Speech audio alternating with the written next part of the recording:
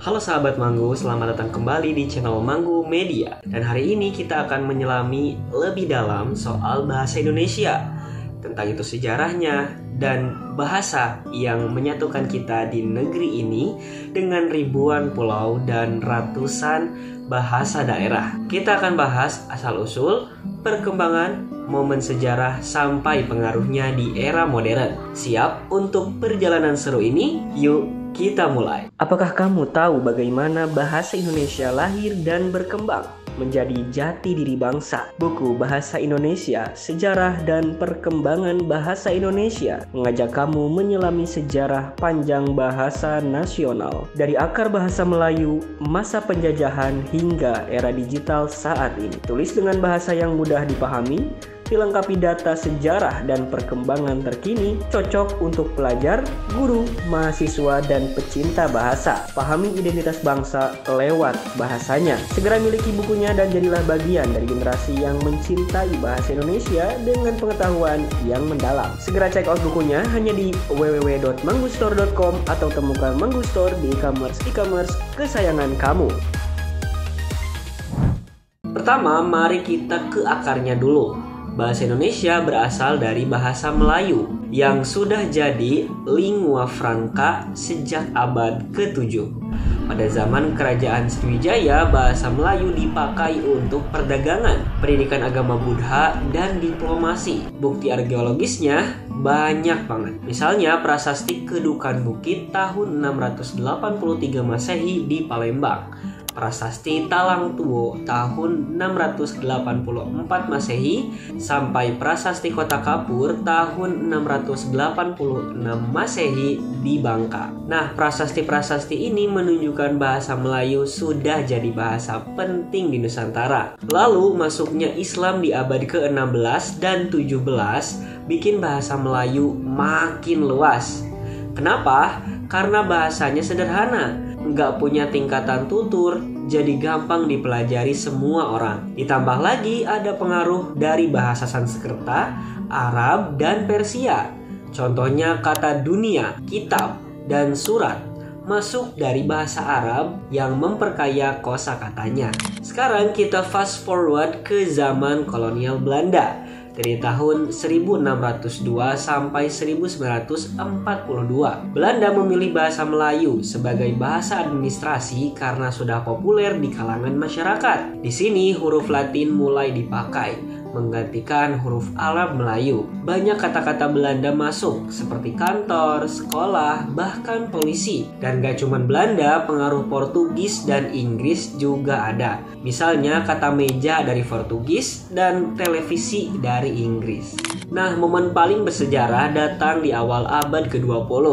Pada 2 Mei 1926, Muhammad Yamin mengusulkan bahasa Indonesia sebagai bahasa persatuan di Kongres Pemuda pertama. Tapi puncaknya adalah 28 Oktober 1928 saat Sumpah Pemuda diucapkan, satu tanah air, satu bangsa, dan satu bahasa. Bahasa Indonesia. Nah, ada sedikit kontroversi nih soal tanggal.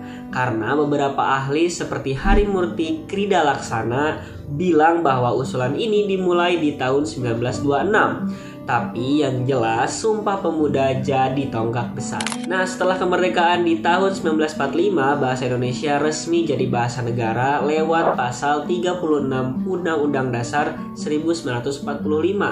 Ditandai dengan proklamasi kemerdekaan. Kongres Bahasa Indonesia II di Medan tahun 1954 juga memastikan bahwa Indonesia berasal dari bahasa Melayu, tapi dikembangkan jadi simbol identitas nasional. Dari sini, bahasa Indonesia mulai dipakai di sekolah, media massa, dan pemerintahan, menyatukan ratusan suku dan bahasa daerah. Kemudian masuk ke era modern, bahasa Indonesia makin mendunia. Dengan internet dan media sosial, bahasa ini menyebar dengan cepat. Sekarang bahasa Indonesia dipelajari di banyak negara lewat program BIPA, BIPA, atau kepanjangannya Bahasa Indonesia untuk Penutur Asing. Bahkan di Kongres Internasional Bahasa Indonesia tahun 2018, Indonesia mempromosikan bahasa ini ke dunia, didukung oleh Undang-Undang Nomor 24 Tahun 2009. Dan kerennya lagi, bahasa Indonesia juga jadi alat diplomasi,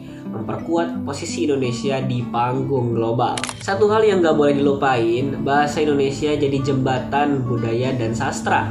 Karya-karya besar seperti puisi Chairil Anwar dan novel Pramudia Anantatur lahir dari bahasa ini. Plus, bahasa Indonesia terus berkembang dengan masuknya kata-kata baru seperti gawai atau daring yang menyesuaikan dengan zaman teknologi. Badan Pengembangan dan Pembinaan Bahasa punya peran besar di sini, memastikan bahasa Indonesia tetap relevan dan terstandar. Jadi, kalau dirangkum, perjalanan bahasa Indonesia punya beberapa fase. Yang pertama, zaman pramodern sebagai bahasa perdagangan. Yang kedua, masa kolonial, dipakai Belanda dengan huruf Latin. Yang ketiga, era kemerdekaan, jadi bahasa resmi dan pemersatu. Yang keempat, hingga era global, di mana bahasa Indonesia go internasional lewat teknologi dan BIPA.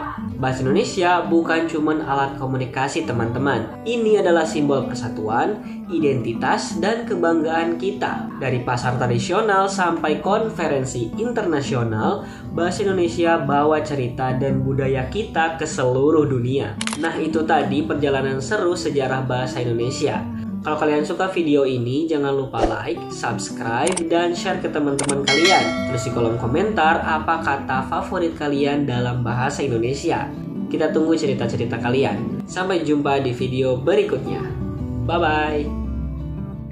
Kalau ada pembahasan Manggu yang keliru, jangan lupa untuk kasih koreksi, kritik, dan saran di kolom komentar ya. Dan sampai jumpa lagi di video selanjutnya.